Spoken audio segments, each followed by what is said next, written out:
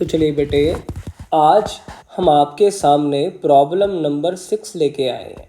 Last lecture में जो problem थी ना, उसकी संख्या नंबर गलत डल गई थी। प्रॉब्लम नंबर 6 है।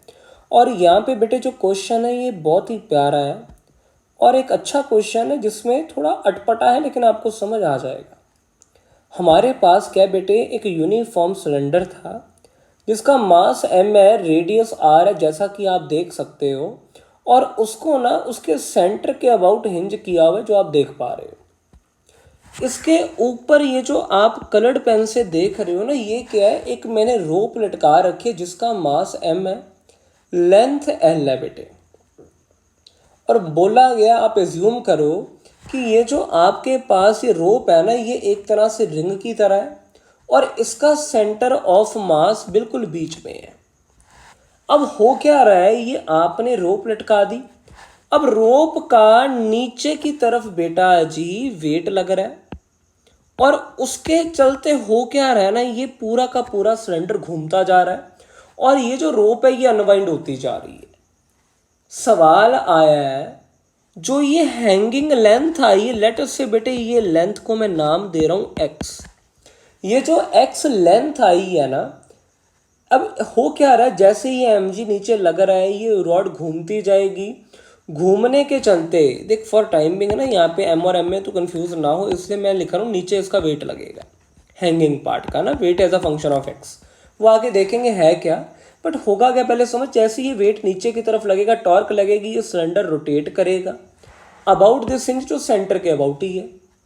और ये धागा नीचे आता जाएगा और जैसे जैसे धागा नीचे आएगा इसका मास बढ़ेगा, टॉर्क बढ़ती जाएगी। सवाल आया है, इस सिलेंडर की अपने को एंगुलर एक्सेलरेशन बतानी है as a function of x, where x is the hanging length of the thread या ऑफ द रोप। अब बेटे एक चीज समझना, जो तेरी रोप आई है ना, रोप का मास m है, l लेंथ के पीछे मास m आई, यूनिट के पीछे कितना आएगा m/l, यूनिटरी मेथड जो क्लास फर्स्ट से हम पढ़ते आ रहे हैं। अब बेटे अगर मान ले x लेंथ पड़ी है, तो इसके चलते जो मास नीचे लटक रहा है ना, इसको मैं नाम दे देता हूँ m डैश। ये जो m डैश आएगा मेरे हिसाब से m/l इंटू x आएगा, ये तरह हैंगिंग मास आ गया, ठीक है ना। अब बेटे अगली चीज समझ, ये सारा का सारा मास उठा के ना मैं इसके सेंटर ऑफ मास पे रख देता हूँ, समझ रहा है ना, यूनिफॉर्म ही है। और नीचे की तरफ ये जो वेट लगा, ये लगा mg। आई होप तेरे को ये बात समझ आ रही है बेटे, नीचे तो mg लगा। अब ये जो ऊपर वाली पूरी की पूरी वायर है ना, इसमें एक टेंशन इकट्ठी हो जाएगी। मैं क्या लिखूंगा समझना, mg minus T should be equals to, ये m डैश जी लिखना है क्योंकि m डैश लटक रहा था ना, minus T should be equals to m dash into वे। अब ये a क्या है, इस दौरान इस इंस्टेंट पे इस m डैश की एक्सेलरेशन, ये आ गया पहली इक्वेशन। अब समझना, acceleration along the rope same होनी चाहिए, तो ये एक्सेलरेशन पूरे के पूरे धागे की होगी। अब अगली चीज है बेटे, स्लिपिंग नहीं हो रही।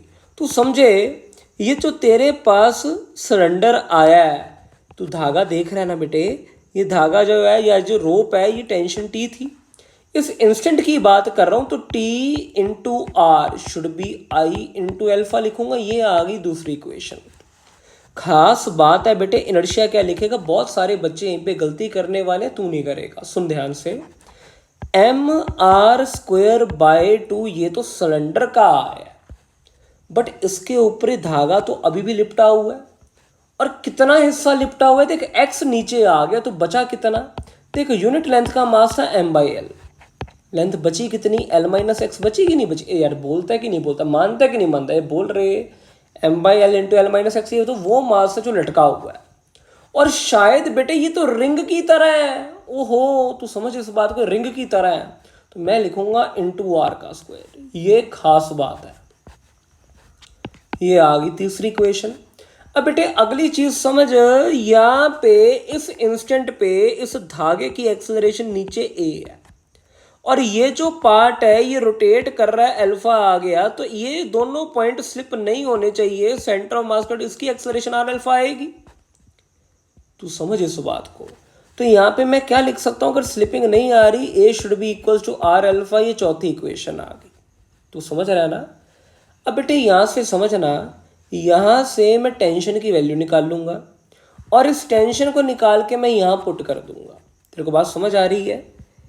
ऐसा करने पे जो तेरे पास अल्फा आएगा ना बेटे, तू सॉल्व करना और मुझे कमेंट सेक्शन में बताना कि क्या ये आंसर आ रहा है। मैं लिख रहा हूँ यहाँ पे 2mg into x divided by 2m plus capital M into r into l. I hope बेटे ये क्वेश्चन आप सभी को क्लियर हो गया होगा। देखो मेरा मेन काम है फिजिक्स समझाना, पीछे की मैथमेटिक्स बाद बाकी बची चीज़ आप कर सकते हो। आई होप आप सभी को एक क्वेश्चन समझ आ गया है। अगर बेटे किसी भी बच्चे को कोई भी डाउट है तो नीचे दे कमेंट सेक्शन में ज़रूर पूछो और मुझे ये ज़रूर बताओ, आप सॉल्व करो बाय हैंड, खुद करो सॉल्व इसको, ये आंसर आ रहा है मुझे बताओ। Thanks for watching.